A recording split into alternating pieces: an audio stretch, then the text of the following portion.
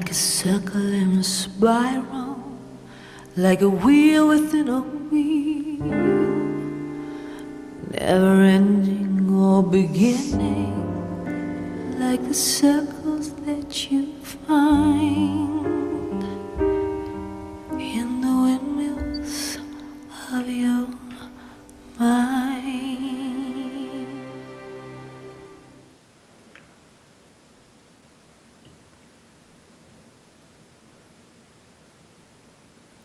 Welcome back, everyone. This is the Debonair Ideal segment. How to be debonair when you don't like a cigar. I think I'm going to turn it over to Will, because, Will, you've spent some time thinking about this topic. Yeah.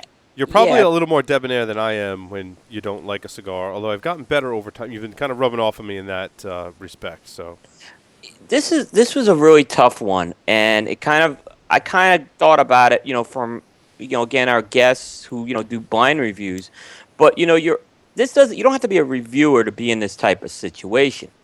You're in a cigar store.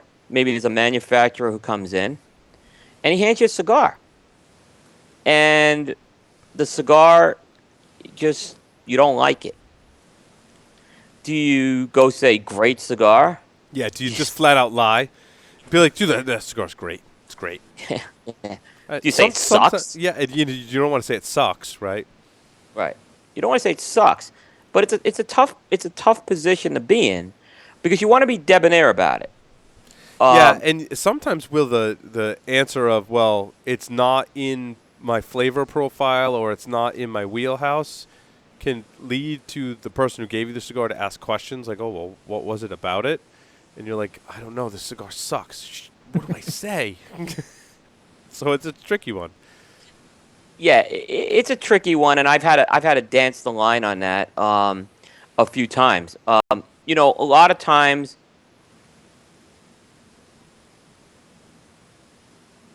It's weak. Ooh, sorry, you went away there for a second.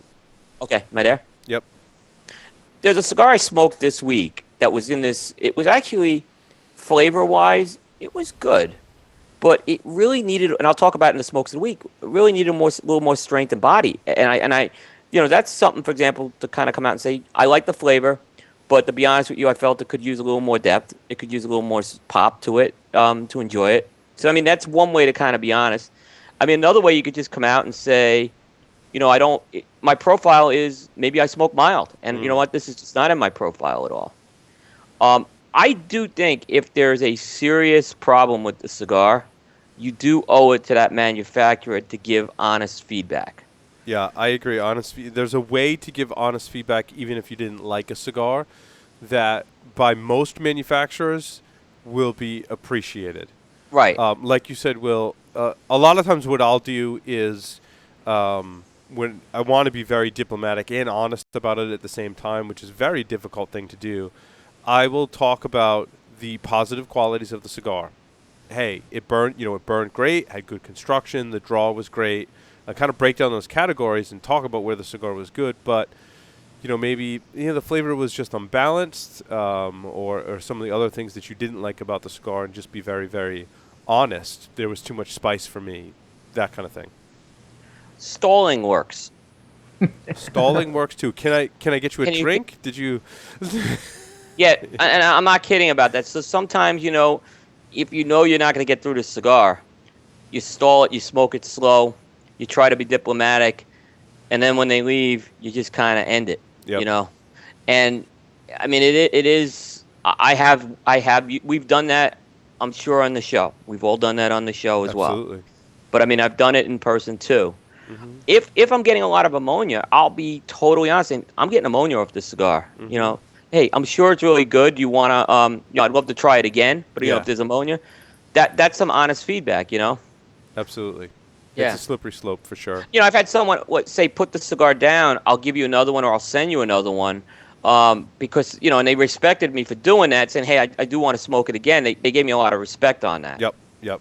No, all great tips, Will. Yep. I want to say this segment is sponsored by the Havana Cigar Club. On Sunday, January 18th from 4 p.m. to 7 p.m. is the Pat's Potluck Tailgate Party, where the Patriots will beat the Indianapolis Colts.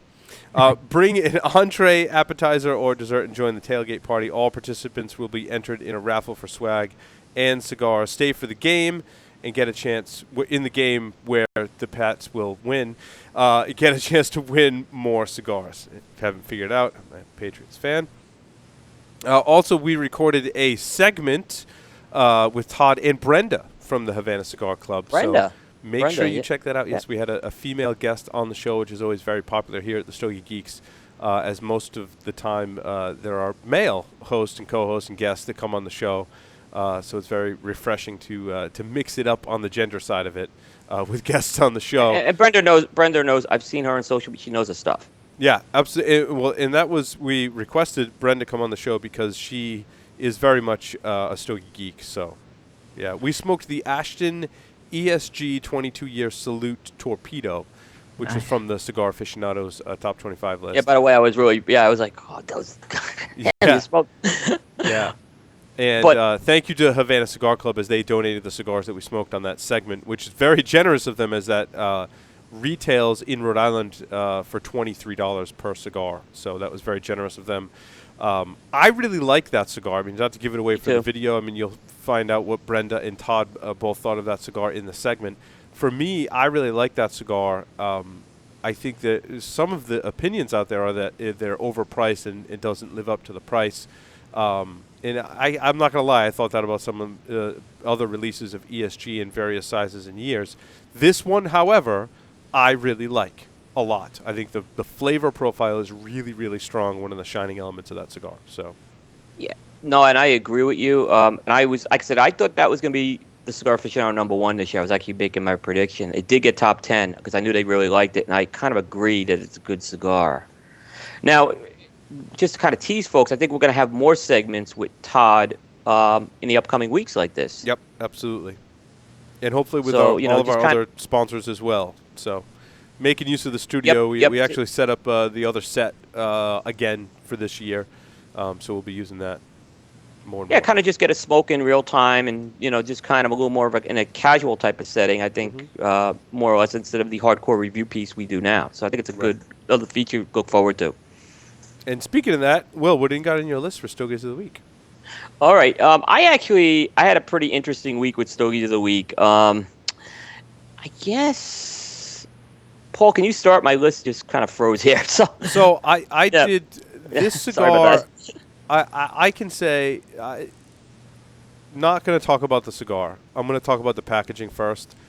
I was really impressed with the packaging of this cigar. And it's not too often that I'm really impressed with packaging for cigar. I see a lot of different kinds of cigars and boxes and tubes and packaging. This one was really awesome, in my opinion. And you can see my Stogies feed. It comes in a glass tube. And it's not just a clear glass tube. There's copper top and bottom. And in the middle, there's copper as well. And there's gold lettering on the tube. The cigar tube is just absolutely gorgeous. And not only is it gorgeous, but it is functional as well. The bottom screws off, and there's a sponge kind of deal going on where you can put some distilled water, and it acts as a mini humidifier. If you screw off the top, there's a cigar punch on the top. It's like that. How often have you gotten a cigar tube that can act as a humidifier and can punch your cigar at the same time? I thought the packaging was absolutely brilliant. When you take the cigar out of the tube, it's got 3 bands on it that are absolutely gorgeous. It's got a short cedar sleeve. The cedar sleeve doesn't cover the entire cigar. It just covers like the first, third, and maybe then some. And it's just absolutely gorgeous. Now, having said all that about the packaging, again, this was the Bandolero 52. And I really like the cigar. I mean, so I kind of put the packaging out of my head, and I see Aaron and Emmett, you guys are still there, I assume. Yep. You guys smoke things unbanded. This is one great reason why to smoke things unbanded, right? Is to put that preconceived notion. Those tubes right here from the Byron. Yes. Yeah. It's part of that whole family. Yeah. Yeah, it's really cool. So you got to take all the bands off, and then figure out what you think about the cigar. I really like this cigar. I would call this probably a box split. I mean, I thought it had some dynamic flavors. It was very medium embodied. I think you said, Will, this was originally a European release. Is that true? So not exactly, but yes, there's some truth. So company is called Selected Tobacco. Cigars made by a guy named Nelson Alfonso, who's making the cigars in Costa Rica. He doesn't tell anything about the tobaccos in these things. He's a packaging guru. He designed that Padron humidor that I talked about last week. He's designed the Bahique packaging. So he's from Habanos, this guy as well. So he did, the Bandoleros has a bunch of different blends in them. That 52 is actually called the Bravos, which comes in the tube. And so, but they're different blends. There's a set of blends that did go to Europe, and there's another set that went to the U.S. Okay. I gotcha. And I would agree with you on that. I had smoked that cigar, and we got those from Dave Garofalo and Barry Stein up at Two Guys, who were kind enough to send those. And I had smoked it already, so I sent it to Paul. I agree with you on that. It was a very, very interesting cigar. Solid smoke. And you actually said you liked some of the other ones better. Yeah, in fact, not knocking the Bandolero, which is a really good cigar. That Byron and that Atabey are really, really good. I mean, that Atabey could be bordering on Oasis. Really? In my book, it's very, very good, and the Byron is probably a Chuck Norris in my book as well. So I'm kind of curious on your thoughts on the other two. I found the Bandolero to have a little more on the spice than the other two. Yeah, very good cigar. We'll go back to you. I actually smoked in Jose Blanco's second release, the Señorial 65th Anniversary Perfecto Elegance. And I actually smoked a couple of these before Christmas, and I actually had another one of them. So it's a Señorial, which is Jose Blanco's Señorial. Yep, thank you. But it's a completely different blend. This is a Dominican Puro, so it's all Dominican that Jose is using in this. It's called 65th Anniversary because he turned 65, and you know, it's in one side. It's a Perfecto. It is a limited run. It's not a cheap cigar. It's $14. I want to say it is a different cigar. It does smoke very different than the other Señorial. So it's not going to be the Señorial. I said it again, Señorial. Sorry, Jose. So in other words, it's going to have similar characteristics, but it's going to be very different. You're going to get, the interesting thing of this cigar, I got a really interesting grain note, which kind of reminded me of the original Señorial. And it had this unique plum sweetness. And I normally don't go over the top with sometimes with a flavor profile, but plum really kept coming back to me every time I smoked this thing. Interesting. The construction was really good on this. And Perfectos, I tend to have more problems with Perfectos and Salomones. But I like the fact it had an open footer. So I think that really helped with it. Jose was telling me he really had some of the top rollers at Tabacalera La Palma do this, and it really shows on the end result there. Great release. It's box worthy. I think there's some aging potential on these. Definitely worth checking out. Definitely worth checking this cigar out. It's a little pricey, but well worth it. I smoked a Nomad Connecticut. This is one that you sent me, Will. Mm-hmm. Yeah, I'm curious about you. I don't think you had smoked that one. I had not smoked this one. I thought this was a great Connecticut offering. I thought it had good flavor. It didn't wow me, however. And I smoke a lot of Connecticut's, so I'm probably pickier than most when it comes to Connecticut's. There are some that I really like. There are some that they fall into a different category of I put them in my smoking rotation.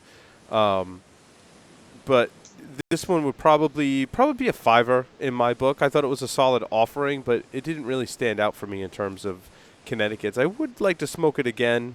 I did smoke this in the morning with coffee, but I would like to give it another go, kind of before a more official rating. But I liked it. I thought it was good, but nothing really to write home about so far. Interesting thing, it was a very highly rated cigar on a lot of people's lists. It wasn't. I had it between a fiver and a box split, probably. Mm-hmm. Emmett and Aaron, have you guys smoked this cigar?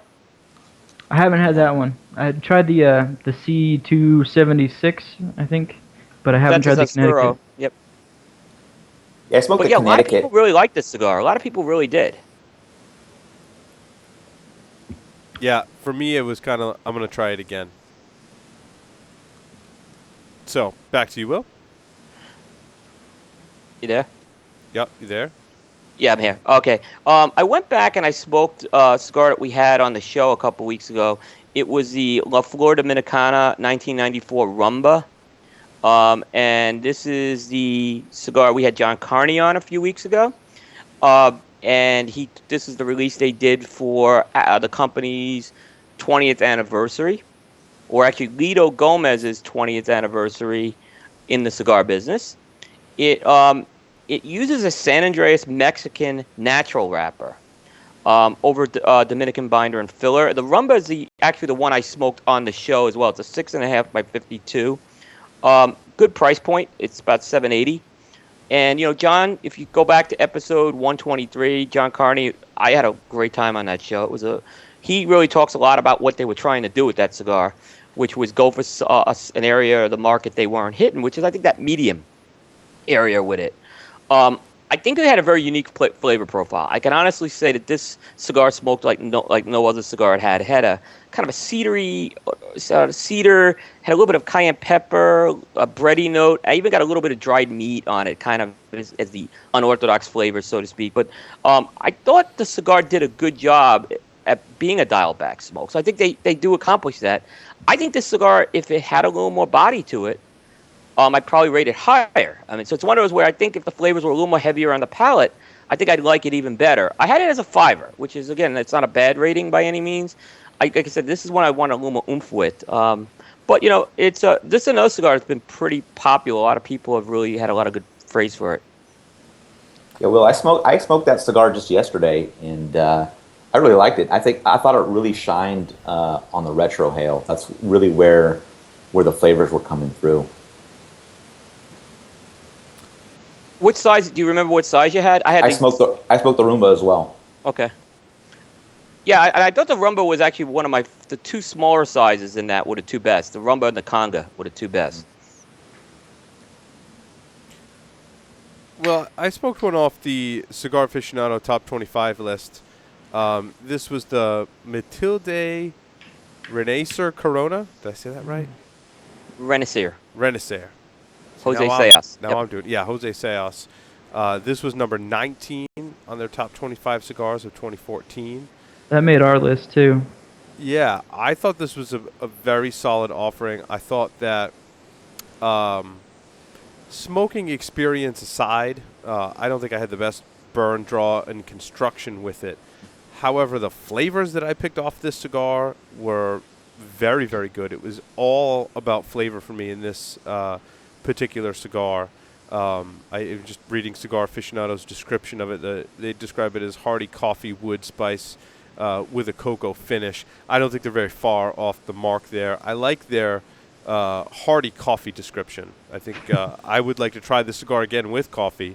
I think it has the right profile for that. It's an Ecuadorian wrapper, Dominican binder, and Dominican Nicaraguan fillers in a 5.5 by 44 ring gauge. They list the price as $7.50. I think I agree with Cigar Aficionado on this one. I think this is a standout cigar. I would probably rate it a box split and definitely try more of them. Yeah, and I kind of would probably agree. Box split. We had Jose Sayas on the show in episode 101. Yes. And I tell you, if you're a Stogie Geeks listener, go watch that show. That was one of the most fun things I had. And I think we're going to be in line to have him probably later this year from conversations I've had to come back on. So stay tuned on that. But, I think it was a really good cigar. I had a chance to smoke his Lancero, which is real good in that line as well. And, Paul, just back on the Cigar Aficionado, again, I was kind of, and I don't know, Aaron and Emmett, what your thoughts are. I was very pleased with the list this year compared to previous years. I thought it was a better list in terms of what was on there. Yeah, I would agree with that. I just still don't like the fact that they pick stuff that's been around forever, and they never specify whether it's something from the original release that's smoking well now, or if it's the newer batches of that are coming out, they're smoking well. That kind of bothers me. Yeah, and I agree because you go back and you look at the number one, which was the Milano. Right, It 2 came out years 2 years ago. ago. If that was number one 2 years ago, they would be everyone would be really singing their praises. Right, Not that it's gotten worse or better with age. Now it's a 2-year-old cigar. Is the difference. right. Yeah, I didn't see any big duds on the list this year that just came out of nowhere, like a Warlock or something like that. So it made more sense. Yeah. Will, back to you. Okay, I guess I'll talk about this one now because it's next on the list. Smoke of the week, even though I didn't rate it because it's a pre-release, but it was my smoke of the week because it's really good. Davidoff Winston Churchill. You and I have talked Yeah. at length about this cigar. Oh boy, yeah. So if you haven't heard, so Davidoff had a line of cigars called Winston Churchill cigars. It was a small line. It was one of the smaller brands. Came out in 2007. And it was a pricier cigar. So I think a lot of cigars were close to the $20 price point. I think it was a good cigar, the original Winston Churchill, but it lacked a little bit of what I call wow factor. And when you get into $20 cigar, it's got to have wow factor. Now, I haven't heard the pricing for the new Davidoff Winston Churchills, which is why I didn't put a Stogie Geeks rating on it yet. Although I've been kind of told it's going to be priced similar to Davidoff Nicaragua. So they've rebranded the cigar. It's called now Davidoff Winston Churchill.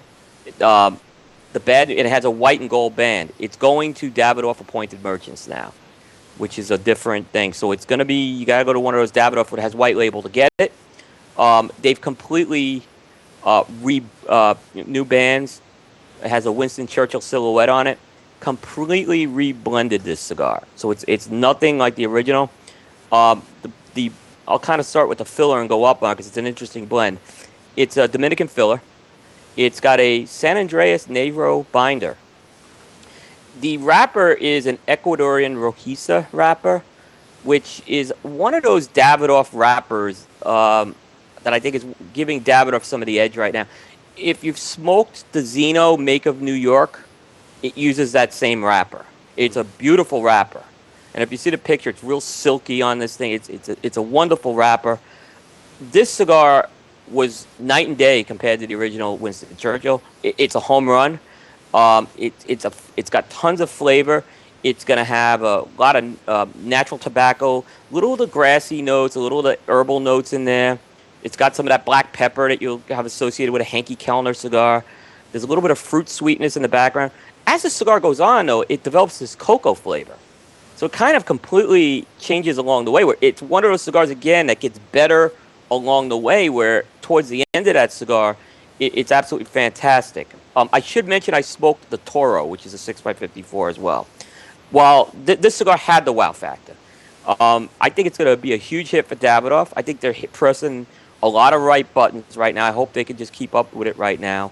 Like I said, I didn't give it a rating, but, based on, this could be something that I think would be, and I had only one of these, so I got to be fair too, but this is something box-worthy, Chuck Norris range we're talking. I think Paul is a Davidoff, someone who likes Davidoffs, you're going to like this. Nice. I smoked another cigar on the top 25 list, the Alec Bradley Mondial number 5. This is a... What's the measurements on that one? Is that the small one? It's a perfecto size cigar, and it's 5 1/8 by 52. That's the size I like. Okay. I remember you talking about the cigar and how much you liked it, because I am not a huge fan of it.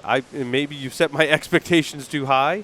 I just wasn't a fan of the flavor profile on this cigar. It had this earthiness in some other flavors that I just did not care for in the cigar.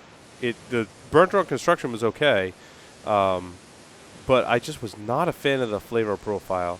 There wasn't much spice at all to speak of in this cigar, and it had this kind of earthy creaminess to it that just didn't go well with my palate. So, but you like What'd you rate it? What'd you rate it? I would rate this one like a by 2.5 to a 5. Probably one of the lower ratings of my cigars that I smoke from the Cigar Aficionado list. And again, that's my personal opinion. And I've heard a lot of mixed on this cigar. Now, on the reason why I asked about the sizes, those bigger sizes did not. I had a. I would agree with you on that. That number 5 and the number 4, which are the two small ones, I really, really liked them. Um, but yeah, with the bigger ones, I definitely had. I can see where you're coming from with that. Yeah, and again, it's not that it was like a bad experience or a bad cigar by any stretch of the imagination. It was just it had a very pronounced flavor profile that didn't agree with me. And it's interesting. Someone was talking to me about one of the other cigars we talked about on the list, the Julius Caesar Robusto, and they was like trying to explain the flavor, and they just did not like that cigar at all. And I said the word herbal, and they were like, yes, that's what I got that I just did not like. So, a lot of times it's preference. Yeah. Did you guys, Emmett and Aaron? Did you guys smoke that one? No, I haven't. I haven't had the Mundial yet. I've yet to find an Alec Bradley that really wows me. I think they had. I think last year was kind of an off year for them too. You didn't hear a lot of buzz of the releases they had in 2014. They were on a little bit of a roll, I think, and I think a lot of it slowed down this year. Yeah, I agree. Yeah. Back to you, Will. This cigar I picked because it was kind of tied in with what I did with Blind Man's Puff. I talked about a cigar from Cubanicon called the Soneros a few weeks ago, and I smoked. The Soneros comes in two blends, a Habano Claro and a Maduro. I smoked the Habano Claro blind on Blind Man's Puff, and I absolutely loved the cigar. So I had a chance to smoke the Maduro in the Corona Gorda, which is the counterpart to it. It's an interesting blend by Cubanicon, and they're making that HR cigar if folks haven't heard of it. So this is one of their lines. The line is it's blended by a guy named Omar Gonzalez Alaman, who he was kind of, I guess what they were saying is it's kind of a cigar that reminded him of the factory in Cuba, so to speak. I don't know if there was anything Cuban-esque about this cigar, but it was an interesting cigar to say the least. The blend had a Habano Ecuador Maduro wrapper, an Ecuadorian binder, and Nicaraguan filler. So it wasn't a broadleaf Maduro. It wasn't a San Andreas Maduro. I mean, there are some of these. Pete's done a few of these Habano Ecuador Maduros, Pete Johnson. I smoked the Corona Gordo, which is a 5 5/8 by 46. Really interesting flavor profile. It had a lot of this dry wood and cedar, black pepper early on. I found, again, a little bit of that cocoa came in there. Like I said, I didn't find it Cuban-esque. It was an entertaining smoke, to quote Says Humidor. It was a little different. It didn't wow me like it wowed the Habano Claro did, which I thought was fantastic. Good cigar. I rated it a 5. Yeah, I really liked that one too. I was on the blend review for the Maduro one. I think I gave it overall a 92, and one of my notes is that I felt it had a lot of aging potential. The final third got a little harsh for me, but the rest of it was so good it made up for it. Yeah. I mean, like I said, I think there's definitely some aging potential with this, to say the least. Well, I smoked something very interesting up next. I don't know that I've talked about Opus X in a little bit on the show. Okay, maybe 2 weeks ago. But I smoked an Opus X Shark. And this is from the 2014 Toast Across America that came with the shark-sized Julius Caesar and the shark-sized Opus X. And I normally don't smoke an Opus with that little age on it, but I was feeling somewhat advantageous on Tuesday night when we had our meeting, Will, and I decided to light one of these up. And, when I first lit it up, in probably the first, quarter inch or so, it had that very strong, pungent Opus X spice and really pungent aroma that hits your senses and kind of wakes you up. Fortunately, sometimes that doesn't really go away when you smoke Opus that's fresh, but fortunately, that somewhat dissipated and turned into that nice leather flavor that you get from Opus, and had a definite sweetness. I would almost call it a cinnamon style sweetness that this cigar had, all the way up until the final third. The final third wasn't great. That cinnamon sweetness kind of dissipated for me in the final third. But right through the middle of that cigar is where it really shined, with what I think that that Opus X blend can do. And for the having very little age on it, I really liked it.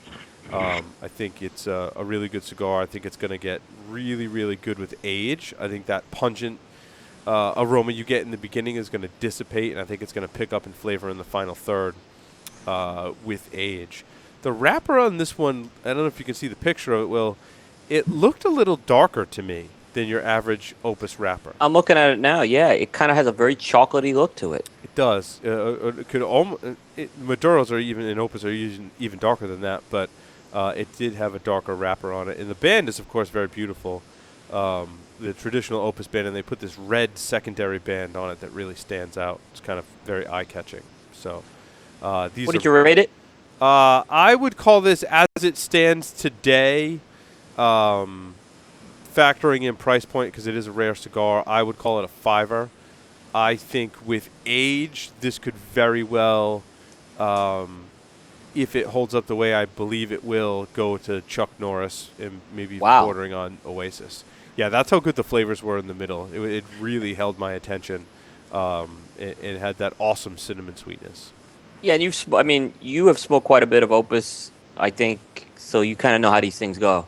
Yeah, I can. So I have a couple of those CFCF boxes that have some age on them. So some of these different ones tend to go really well. Although the Sharks that I've had in my CFCF boxes have not been good. Their flavor profile has been very muted and very bland in the Shark size with age.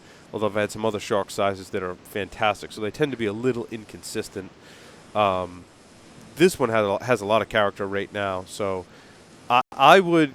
The rating on this one's kind of weird because they come in a coffin with 2 cigars, and I want to say they retail anywhere from $40 to $50. Is that right, Will? Yeah, they're not cheap. Yeah, that's about 50, I think, is what I've seen down here. Yeah, if you're an Opus fan and you like the Julius Caesar blend, I would recommend buying 2. Buy one to smoke now and one to age if you're really serious about those kind of cigars. So that would be my recommendation. That's, in fact, what I did because I know those 2 blends, and I really like this size. So I kind of went out on a limb and bought one to smoke and one to age. So I'm going to leave the other one sitting in my humidor and revisit it in a few years. Excellent. Back to you, Will. Another cigar I smoked is, and this is one we also smoked on the show, it's the Flor de Silva Tempo Maduro by Maya Silva Cigars. And we had Gabriel Alvarez and Maya Silva on episode 114, and we actually smoked this cigar on the air. And I think we were pretty, we didn't smoke the 60, but I think we were all pretty impressed with this particular cigar, this Maduro.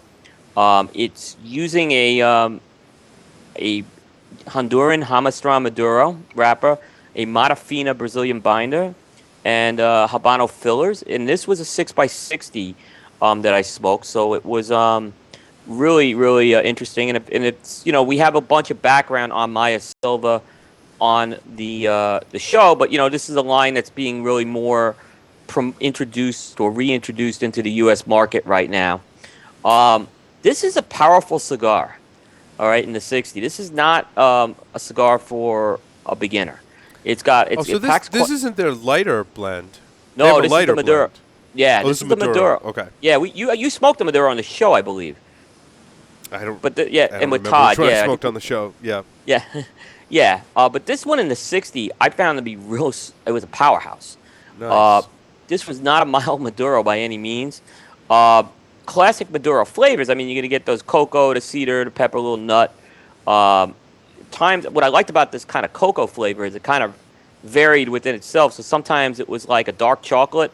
Other times it was like a milk chocolate, and other times it was like cocoa powder. So it was like Nice. it kind of varied that chocolate. So there was a nice level of complexity with this cigar, and it smoked great in the 60 ring gauge. Where I'd go back and pick this up in a 60 ring gauge, where I really liked it. We talk about full strength, full bodied cigars. There are ones that don't kill you on the palate, but you're gonna still feel the punch on it. And I think this is one of those. Box worthy. Really, really enjoyed this cigar. So this is I like the Connecticut shade one, but I like the Maduro better. Have you guys had a chance to smoke that yet? Yeah, I actually smoked that same in the 60, and I thought it was really good as well. And there's just lots of very good cigars from that brand. It's just They had I've a been big year. impressed. They had a big year this year, I think. I reviewed one of their lighter. What was the lighter offering from them that I reviewed on the show? It was a Florida Silver as well, Yeah, which just is a the different- Connecticut shade. it was Connecticut shade. It was just a different wrapper on it. Yeah. Yeah, I like that one a lot. It had a very unique flavor profile. I smoked the Hammer and Sickle that you that was provided to us by Hammer and Sickle that you had sent me, Will. Yep. And- Thank you to Hammer and Sickle for Yeah, that, by thank the you way. for that. This is the Icon. This is a really good offering in the Connecticut. Now, it does take a little time to kind of get going. It takes a little while to kind of get warmed up. And it's interesting, not to compare the cigars, but the Ashton ESG, it was the same way for me. You kind of had to get into that first quarter of an inch, and that's true for a lot of cigars. Once this thing got warmed up, it was a nice toasty flavor profile. Lots of nice flavors, all the way through. It held my attention. I would say for a morning cigar, this is still probably a 5-er. Maybe if I revisited, I might upgrade that to a box split. But this was a solid offering in the Connecticut. It was a very mild cigar. Yes, you really had to pay attention to it. Yeah, I mean, if you don't pay attention, I mean, it's extremely mild. But I'll say this: that cigar I've seen, they're actually starting to make their way around Charlotte right now in the Charlotte market, and I've seen some guys who normally would not smoke Connecticut shade like that cigar, and it's surprised me. I would agree with you. It's probably in the 5-er range for me as well. It's got that U.S. Connecticut shade wrapper, which is, I think it's a little milder than the Ecuadorian, but you don't see as much of them anymore. But they still got some interesting flavors they bring. Yeah, no, it's very good. Back to you, Will. Not in my Stogie feed, but I did smoke it. I went back, smoked one of my favorite cigars from 2014. It was my number 2 cigar, the Casada 40th Anniversary Corona Classica, which it was the 40th anniversary cigar that they made, but it was the offshoot blend that they did. So the 40th anniversary line came in several Vitolas with a San Andreas Maduro wrapper. This came with an Ecuadorian Connecticut wrapper, Dominican binder, and Dominican and Nicaraguan filler. It's a cigar that Manuel Quesada blended himself, as opposed to the rest of the 40th line, which was blended by his daughters, which is still a very, very good line, the rest of the line as well. But I really, really love this cigar. It is just, it has that perfect mix of sweetness and spice, but it's not too much sweetness, not too much spice. It's, a lot of people have said that this is a mild cigar. I'm not seeing that. I think it's medium to medium plus. It's in the second half that you will get and I read I read one review out there that did agree with me on that, where it was kind of going from that medium to medium plus, where he definitely felt an increase in strength in that cigar. But overall, I just really have bought quite a few of these cigars, and it's one of my favorite cigars ever by Quesada. And it's still got the Oasis rating. I haven't taken the Oasis rating away from it yet. So it's still smoking good. Nice. Well, I want to mention our sponsor for this segment, and that is AJ Fernandez Cigars. Cigar connoisseurs are already raving about this exquisite cigar, which pays homage to Christopher Columbus' discovery of tobacco during his expedition to the New World. The New World is a medium to full-bodied cigar that shows off the kind of exquisite construction that is expected by master blender AJ Fernandez. This gorgeous box-pressed cigar features a delicious dark chocolate Nicaraguan wrapper that houses a blend of Ometepe, Condega, and Esteli filler that is bound with a jalapa binder. Once lit, perfectly balanced and refined New World gives off a beautiful billow of smoke and hits you immediately with some spice and citrus flavors. As you begin to lose yourself in the rich aromas of New World, the flavors become more complex and begin to express hints of hazelnut and coffee. New World is a first-time collaboration between AJ Fernandez and his father Ishmael Fernandez, which makes this cigar stand out in the AJ Fernandez line. To commemorate this union of father and son, AJ Fernandez is offering you this masterpiece at around an MSRP of $6, which is unheard of for a cigar of this caliber. AJ Fernandez invites you to embark on the journey and smoke what he guarantees to be one of the most talked about cigars of the year, the New World, Cigar Journal's #1 cigar of the year. Kind of rounding out my list, I wanted to save this one for last, as typically when I reach in and smoke something, I try not to look at and research a lot about the cigar, so I don't have as many preconceived notions when I'm reviewing. I don't go, in all the cigars we do, we don't go quite to the extent the Blind Man's Puff does. We certainly, hats off to you guys. That's certainly removing all preconceived notions. But when I pulled this cigar out, I like didn't even look at the where it says on the band Don Pepin Garcia. I just made sure I was pulling the right one out that you had written down on the piece of paper that came with it, because you said this was a store exclusive, the El Rey de los Habanos, correct? It's yes. So, in a nutshell, that was a blend by Don Pepin Garcia that went away. It was brought back as a shop exclusive to a store in Greensboro, North Carolina called Pipe and Pint, which I also have sent those to Emmett and Aaron as well, that cigar. So I hope you didn't unban them to them, because we're really going to give it away. But the No, I didn't. That was for them to enjoy. So what I did was I looked at that paper, and I think you had just written on the paper El Rey de los Habanos. Right. And I had to, because I'm getting old, I had to really look at the band to see that name, and I'm like, okay, I'm gonna smoke this one, and I didn't look at anything else on the band, and I lit it up, and I'm like, this is a Don Pepin cigar. I would bet my life on it. This is a Don Pepin cigar. And then I looked at the band. I'm like, oh, look at that! It says Don Pepin Garcia right on the band, and I swear to God, that's the way it went down. And this is in my opinion, one of Don Pepin's finest blends, dude. This cigar was awesome. Awesome. Oh, it really, and this is the reblend. Awesome. And I tell you what, I had some pretty heinous construction problems with it, and I fought through them because the cigar was so freaking awesome. I would say this cigar is box-worthy, Chuck Norris, somewhere between there. It's tough to say. I hate to give it a rating because I had some construction issues with it. But to speak to how great the cigar was, right? Despite the construction problems, I'm like, I got to find more of these. I got to find one that doesn't. Imagine what this cigar is going to do when it doesn't have construction problems. We have some in the Studio C, so there's no problem with that. Yeah, I would love to try a whole box of these cigars if you got them. I have a lot of them.